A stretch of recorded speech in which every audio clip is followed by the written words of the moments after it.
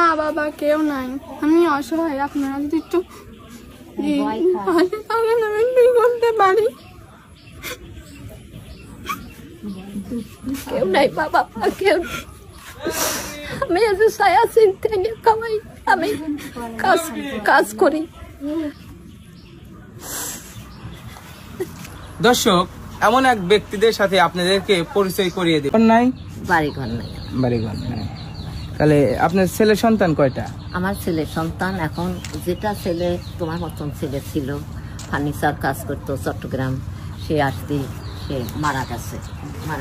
এই বাবা, এনার বাবা। আপু, তোমার নাম কি? মা বাবা ভাই বোন সবারই আছে।